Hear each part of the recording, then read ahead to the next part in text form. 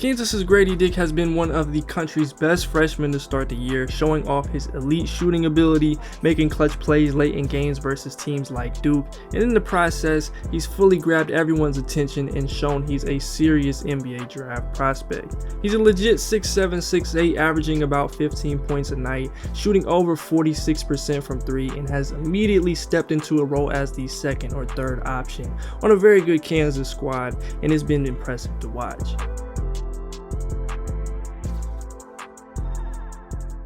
It wouldn't make sense if we started with anything but Gradey's ability to shoot the 3 ball. He's pretty clearly elite in that respect and was even mentioned by Bill Self as having the potential to be the best KU shooter ever before even playing a game. He's got commendable balance and footwork, a sky-high release point with next to no dip, and it allows him to get his shot off quickly against contests that look like they could bother him, but in the end, they never really do. The majority of his work has come off of spot-ups and relocation, so we're talking your shake-ups and drifts, but he's also done a little work off screens, dribble handoffs, a few off the bounce, and in transition. Pettiford in to help run the point for Kansas. He's 3 on 2. Dick will try. Turns it over. Kansas can reclaim the lead. Gradey Dick for 3.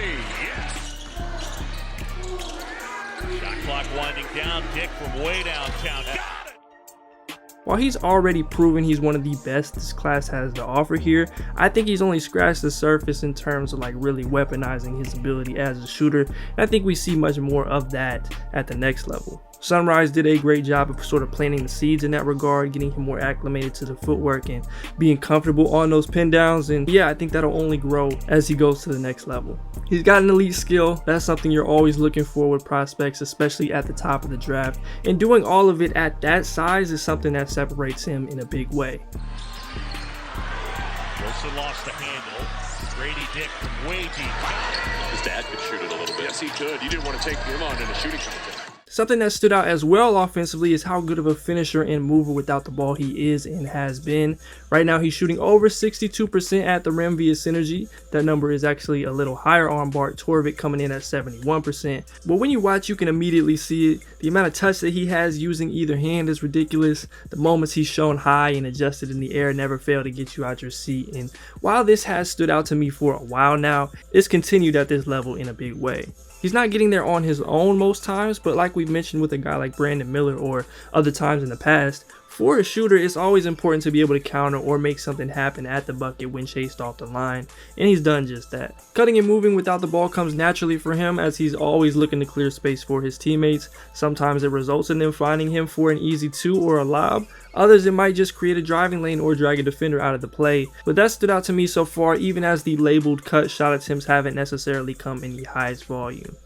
Now the big thing, and I've mentioned this on the surface several times before, is he's much more than a shooter and has a solidly well-rounded game. He's a terrific transition player, whether it's leaking out, making a pass there, or pulling up from 3, and the numbers back that up big time. And he's also a better athlete than he's at times advertised. He's not yet the guy that's running a bunch of pick and rolls or putting major pressure on a defense to make plays, but those touch passes, some of the attacks off closeouts, especially going baseline, and the dribble handoff feeds reading that ball screen defense show off his feel for the game.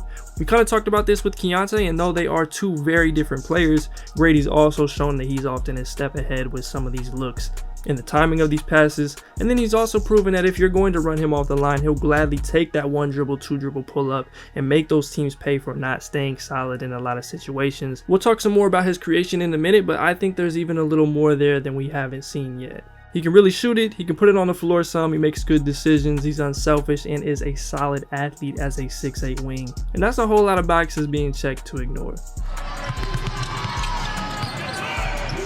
Gradey Dick. Also McCullough. Dick. Got a long one. Gradey Dick finds some space. Now going forward, defense is the biggest question mark with him, and we're really just trying to learn if he can be a guy who is not a liability or someone who's just getting relentlessly attacked with success, especially late in games, to the point that it outweighs what he can do on the other end.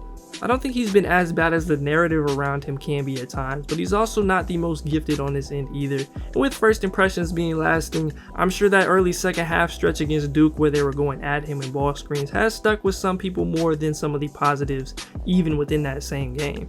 Now, he isn't the quickest, and I say that there are times where he tries to accommodate for that and ends up stepping back or retreating a bit more than he should. He's got to improve his screen navigation. That's a big key. And no, defending those actions won't be his primary role at the next level. Y'all know they will find you if they even think you can't do it. And then there were a few standout box offs he missed early on that I think we've seen him get rid of more recently. Positively, he's always competing. He's had some big time stops against guys like Tyrese Proctor, Mark Mitchell, Julian Phillips, and others. He's shown a solid grasp of rotations and has come up with some big time charges as well. All things considered, I'd lean much more towards him being passable than a liability at the moment, and given that he is 6'8", that's always going to be something that gives you more room for error than even, let's say, a decent to good point of attack guy who is just 6 feet tall. For a guy who plays pretty mistake-free and composed basketball, this will be the area that'll likely be focused on, especially going into March. Now, Gradey knows his own game, and this KU system has never been the type to let one player, especially a freshman, really work out like that, but you would like to see just a little more creation or aggressiveness out of him in whatever way, and also just the little things like backing the defender out and not sticking to a subconscious 2 to 3 dribble limit in a lot of scenarios. I'm not saying that he should just be Kyrie tomorrow, and this likely isn't ever going to be a huge part of his game in the future, but I know he's got a little extra in there. We've seen it in the past, and hopefully we'll see him take the reins in moments and stretches a little more. It's definitely far from a necessity based on what he brings, but if he shows it more, that'll help vault him into higher lottery discussions.